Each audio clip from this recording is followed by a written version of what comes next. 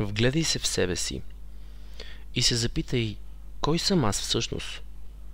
Но не аз, който говори, а ти, който гледаш. Сигурен съм, че можеш да дадеш много определения като отговор на този въпрос.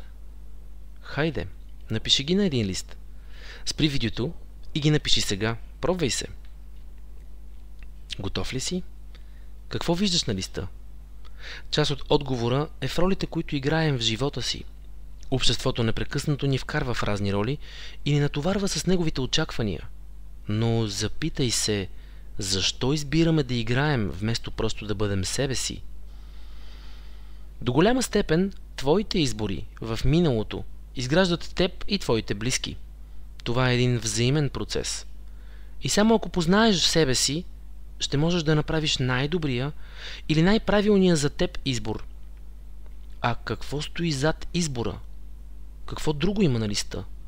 Черти на характера и темперамент? Или емоциите ни? В основата на всичко това са нашите страхове. И ако се вгледаме в изборите, които сме направили и се запитаме защо направих така или защо играя тази роля, ще открием, че част от тях са свързани в същината си с това да се докажем, да избягаме, да осъдим или да отказваме да приемаме и да простим.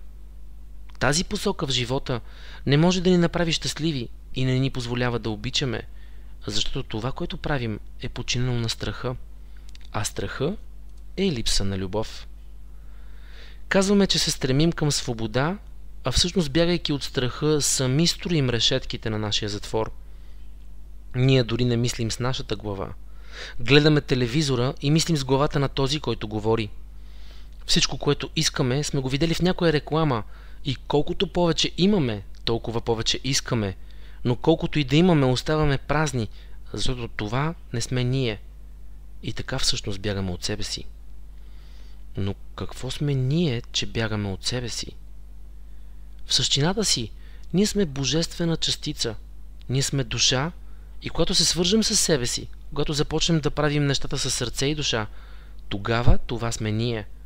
Тогава сме истински. Всичко друго е фалшиво и временно. Проблемът е, че ние живеем в илюзия и не виждаме кое е стойностно и наистина важно за нас. Така че запитай се, кое в живота ти е наистина стойностно и заслужава да живееш заради него. И ако искаш да намериш отговора на този въпрос, се опитай да доловиш този вътрешен глас в теб, който никога не греши, който е доста тих и който е важно да се научим да отличаваме и да го оставим да ни води. В основата си, това означава първо да сме искрени със себе си, да се вгледаме в себе си и да потърсим тези неща, които обичаме да правим, тези, на които можем да се отдадем и да ги правим със сърце и душа. Някои наричат тези неща дарба, други талант, трети да бъдеш в сърцето си. Но каквото и да е, трябва да го открием и да се раздаваме, правейки го. Вгледай се за момент в този израз да се раздаваме. Какво всъщност даваме тогава? Запитай се, раздаваш ли се в живота, който живееш?